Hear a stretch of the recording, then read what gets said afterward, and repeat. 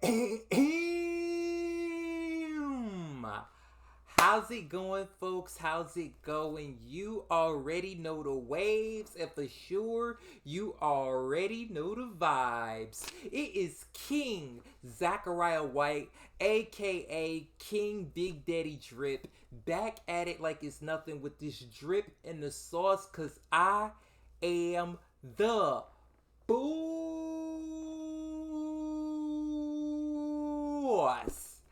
I am back. We are here. Happy good day to every single one of you, ladies and gentlemen out there in the world. All right. I hope you guys are having a wonderful Wednesday, even though Wednesday happens to be the day that I'm making this particular video. Though you guys will likely see this video come Thursday or some other time. So I hope you guys are having a good day. All right. Of course, on behalf of all of our kingdoms, empires, and entities in general.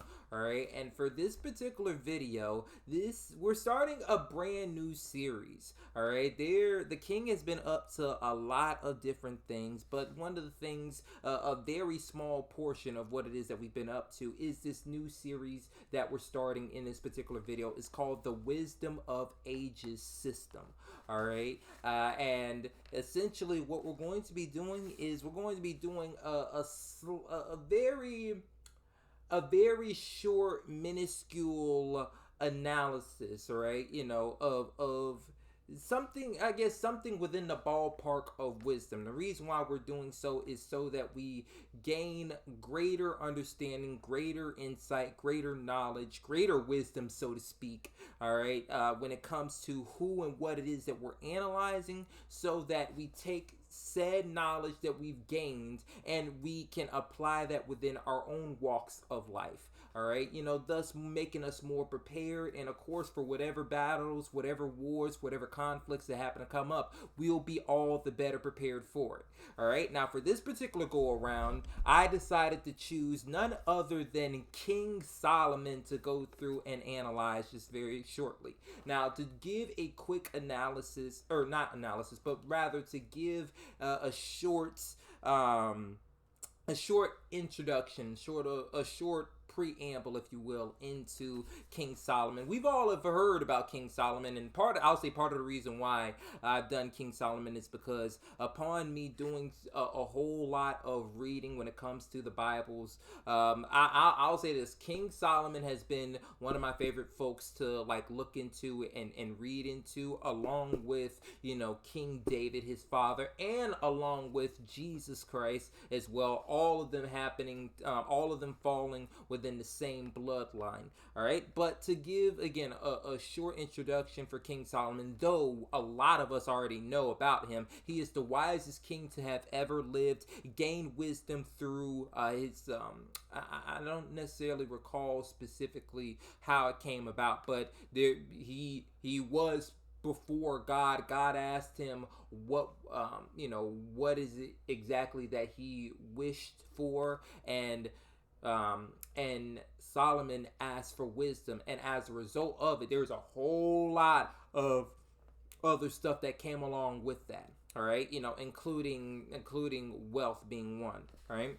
He also imparted knowledge onto those who he had dominion over. All right, but in terms of one of the things that I guess one of the bits, the nuggets of knowledge that I have encountered upon reading specifically Proverbs from King Solomon was Proverbs 15:1. And this particular quote, he states, "A gentle answer turns away wrath, but a harsh word stirs up anger." All right, which that's pretty much straightforward. All right, again, gentle words, though they may not necessarily be agreed upon. All right, there's not a whole lot of pushback that will necessarily come for, or let's say this: maybe there may or may not be pushback, but there's definitely going to be a lot of pushback when it comes to harsh words. Right? They stir up lots of anger. All right, in which the greater translation, they stir up lots of different emotions.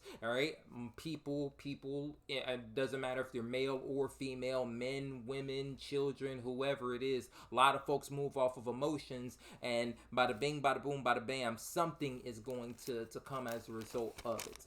All right, but there were a lot of real life examples that I could think of this. There's almost too many. All right, and funny enough, in today's day and time, it is so easy to come up, like it was easy to come up with examples for those who may have given a harsh word and it stirred up anger amongst the people. All right, and in today's time, it's becoming too hard to think of, folks providing that gentle sort of answer, right? But I'm gonna just go down the whole list of names that came to the top of my mind as I read this particular quote, and then I'll also do some further explaining. But the names that I ended up writing down was Kevin Samuels, Tristan Tate, Andrew Tate, Shahrazad Ali, Donald Trump, Alexandria Ocasio Cortez, Stephen A. Smith, Skip Bayless, all right, Barack Obama, Bill Belichick, Steve Jobs, and Warren Buffett. All right. Now, I will say this: all of those folks do not fall. None of those folks are perfect. Let's say that. Let's start off with that there. But as I made this particular list, I drew a line. I drew a line between Skip Bayless and Barack Obama to indicate that the folks on above, not saying that they're better or worse than the folks beneath, all right, and not the folks above the line, right?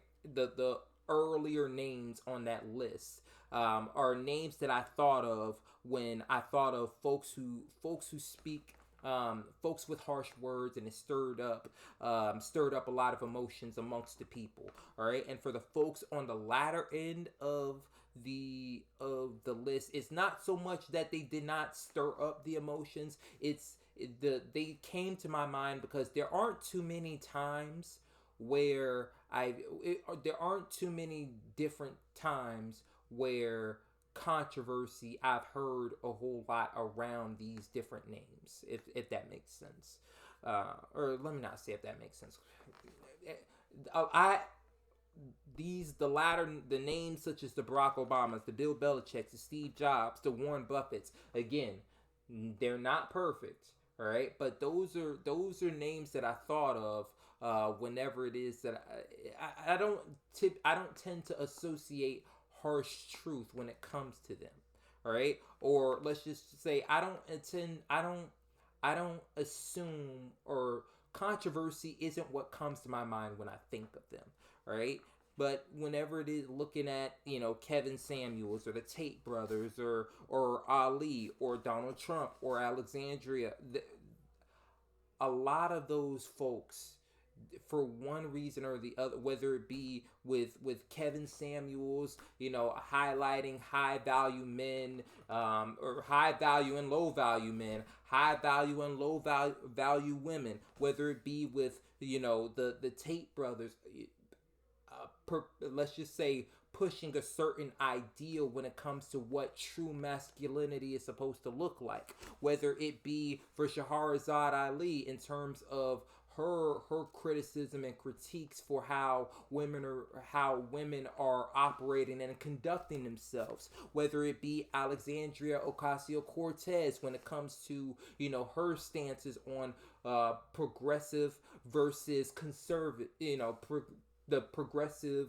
side versus the conservative side, all right? Or Donald Trump when it comes to that same sort of when it comes to that same sort of political spectrum, Stephen A. Smith and Skip Bayless when it comes to their analysis, when it comes to their critiques on how well or how not so well, certain athletes are doing, and the names like Barack Obama, Bill Belichick, Steve Jobs, Warren Buffett, they came to mind not because Bill Belichick never ruffled any feathers. He certainly hey, listen, I'm sure there's a lot of New England players that will come out and attest to that, all right? But I'll say in terms of reputation wise, when you in comparison to Bill Belichick in terms of whatever it is, that he may have came out and publicly said in relation to, you know, the average Kevin Samuels average at best, or when it comes to the Tate brothers, you know, and you know, ushering in the idea of need six figures, you know, six pack abs, you know, need to be doing all, you need to you know, be doing the utmost that one can possibly do. Not necessarily, it's not that it's worse, it's just that there hasn't been, it hasn't stirred up as much anger, so to speak. Right, and in fact, a lot of times, whenever it is that we look at like the Barack Obamas, the Bill Belichick's, the Steve Jobs, the Warren Buffett's, is, you know, I do tend to I associate them more with the gentle answer. Um, Really more so because of the fact that there is that latter part within the quote. It says a gentle answer turns away wrath. Right, not necessarily that the gentle answer may be what many folks agree with, but uh,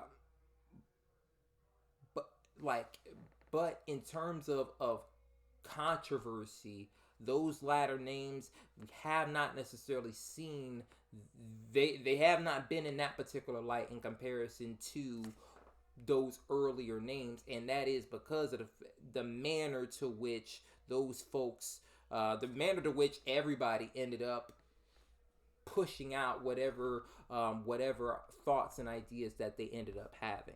All right, but that was just something that came to my mind as I was doing some reading when it comes to King Solomon, and I'm not going to keep going on and keep drawing this out. But I will say, you guys definitely stay tuned for next week. I'm not going to make any promises about us getting to the wisdom of the ages every single week, just because the king, y'all know the king is always up to something. But just be on the lookout for what it is that we have going down, because there's a lot of things cooking, you know, within the divine and royal lab, so to speak. But I thank y'all so much for the love and support as always. All right, y'all make sure that y'all like this video up, share, comment, subscribe, all that jazz, all that noise, and most importantly, make sure that you stay tuned, stay tapped in, and stay locked in, because the juice over here never stops dripping. All right, now I'll catch y'all in the next one. Peace, be easy, and as always, y'all stay blessed up.